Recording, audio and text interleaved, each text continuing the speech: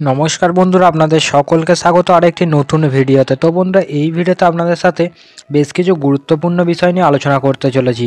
তো বন্ধুরা, সেই জন্য ভিডিওটা একটু স্কিপ না করে শেষ পর্যন্ত দেখার অনুরোধ রইল আপনাদের কাছে। ও তার পাশাপাশি চ্যানেলে যদি আপনারা নতুন এসে থাকেন তাহলে অবশ্যই চ্যানেলটিকে সাবস্ক্রাইব করে ভিডিওটিতে একটি লাইক করে দেবেন। তো বন্ধুরা, প্রথমেই আসি আপনাদেরকে মোহামেডান স্পোর্টিংকে নিয়ে যে আপডেটটি রয়েছে। মোহামেডান স্পোর্টিংয়ের বিদেশি তারকা স্ট্রাইকার তাকে নিয়ে যে খবরটি উঠে আসলো, তো আসন্ন ট্রান্সফার উইন্ডোতে লবি মানজোকিকে ছাড়তে পারে মোহামেডান স্পোর্টিং। তার পরিবর্তে আসতে চলেছে বন্ধুরা আফ্রিকার আরেক তারকা ফরওয়ার্ড দলের আনতে আগ্রহী মোহামেডান স্পোর্টিং। যদিও এই সিদ্ধান্ত এখনও পর্যন্ত চূড়ান্ত কিছু সিদ্ধান্ত নেননি মোহামেডান স্পোর্টিং। হয়তো আইএসএলে পরবর্তী লেগে মোহামেডান স্পোর্টিংয়ের স্ট্রাইকার লবি মানজোকিকে হয়তো আর মোহামেডান স্পোর্টিংয়ের জার্সি গায়ে দেখতে পাওয়া যাবে না। তবে আরও যে খবর আসছে, তাকে কিন্তু লোন ডিলে অন্য দলে পাঠানোর সিদ্ধান্তও নিচ্ছে কিন্তু মোহামেডান ম্যানেজমেন্ট। তবে মোহামেডান স্পোর্টিং যে নতুন স্ট্রাইকার নিচ্ছে সেটা কিন্তু একদম কনফার্ম। তো বন্ধুরা, পরবর্তী আপডেটটি দেবো অবশ্য মোহনবাগান দলকে নিয়ে। তো বন্ধুরা, মোহনবাগান দল নিয়ে যে সমস্ত খুশির খবরগুলো উঠে আসছে, তো বন্ধুরা গত সোমবার মালয়েশিয়ার বিপক্ষে ম্যাচ খেলে মোহনবাগান দলের ভারতীয় দলের প্লেয়াররা তারা কিন্তু মোহনবাগান শিবিরে ফিরে এসেছে।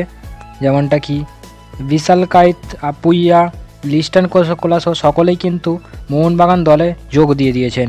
এর আগে মোহনবাগান দলের প্লেয়াররা কিন্তু অনুশীলন করছিলেন, তবে জামশেদপুর এফসি ম্যাচের জন্য সমস্ত ফুল স্কোয়াড নিয়ে কিন্তু রেডি কিন্তু মোহনবাগান দল। তো বন্ধুরা, এই সবের মাঝেই এবার আসি আশিস রায়কে নিয়ে যে আপডেটটি উঠে আসছে বন্ধুরা। তো বন্ধুরা, আপনারা সকলেই জানেন গত কয়েক বছর ধরে কিন্তু আশিস রায় মোহনবাগান দলের রক্ষণে গুরুত্বপূর্ণ ভূমিকা পালন করে চলেছেন।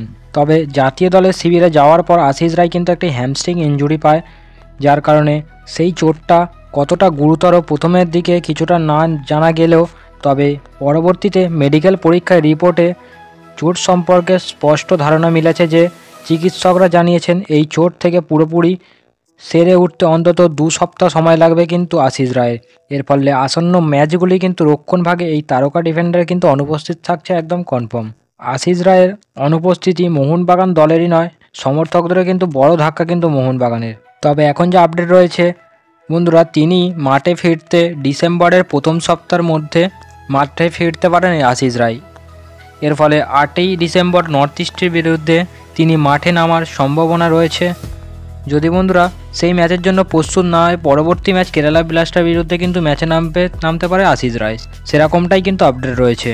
এর পাশাপাশি বন্ধুরা আরও বেশ কিছু গুরুত্বপূর্ণ চোট নিয়ে আপডেট দেবো আপনাদেরকে। তো বন্ধুরা, এবার আসি গ্রেগ স্টুয়ার্টকে নিয়ে যে আপডেটটি রয়েছে। তবে বন্ধুরা, যা আপডেট রয়েছে এই মুহূর্তে গ্রেগ স্টুয়ার্ট কিন্তু সম্পূর্ণভাবে কিন্তু ফিট হয়ে উঠেছেন। তিনি কিন্তু বল পায়ে মোহনবাগান দলের সাথে ছুটিয়ে অনুশীলনও করেছেন এই স্কটিশ তারকা। তাই বর্তমানে তিনি দলের সঙ্গে বল পায়ের পাশাপাশি ফিজিক্যাল ট্রেনিংয়ে সাইড লাইনে ব্যক্তিগত অনুশীলন করেছেন তিনি। তাই অনুশীলনে তাকে ফিটনেস নিয়ে কাজ করতে দেখা যাচ্ছে।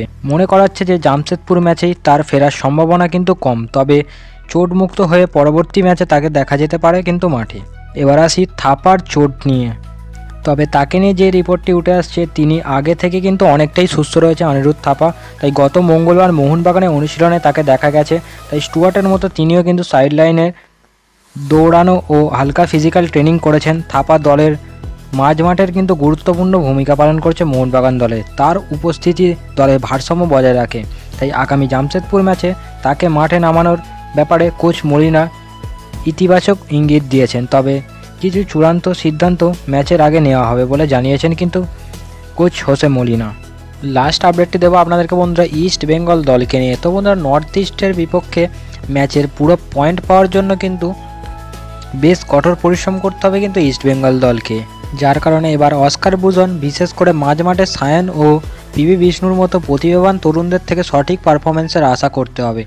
তাই দলের আক্রমণে নতুন করে দুটি গুরুত্বপূর্ণ তরুণ প্রতিভাকে নিয়ে আসার কথা চিন্তাভাবনা করেছেন কিন্তু অস্কার বুজন। তাই সায়ন ব্যানার্জি এবং পিবি বিষ্ণু যদি সঠিকভাবে দলের আক্রমণের শক্তি বাড়াতে পারে, তাহলে কিন্তু দলের জন্য একটি শক্তিশালী আক্রমণ করতে পারে। তাই এই তরুণদের পারফরমেন্স হয়তো আসন্ন নর্থ ইস্ট ইউনাইটেডের বিপক্ষে ইস্ট বেঙ্গলের জন্য গুরুত্বপূর্ণ হয়ে উঠবে বলে মনে করা হচ্ছে কিন্তু। তবে দলের এই মুহূর্তে ডিফেন্সের সমস্যা থাকলেও ব্রুজনের পরিকল্পনা হলো আক্রমণাত্মক খেলায়, ফলে খেলোয়াড়দের প্রতিপক্ষকে কিন্তু চাপে ফেলতে পারে। তবে এই ম্যাচের অবশ্যই ময়দানে ইস্টবেঙ্গল সমর্থকদের জন্য এক বড় পরীক্ষা হবে, কারণ লাল হলুদ দলের জন্য এটি একটি সুযোগ হতে পারে শক্তিশালী নর্থ ইস্ট ইউনাইটেডের বিপক্ষে নিজেদেরকে প্রমাণ করার। এই নিয়ে আপনাদের কি মতামত অবশ্যই কমেন্টে জানা যাবে। দেখা হচ্ছে বন্ধুরা পরবর্তী ভিডিওতে।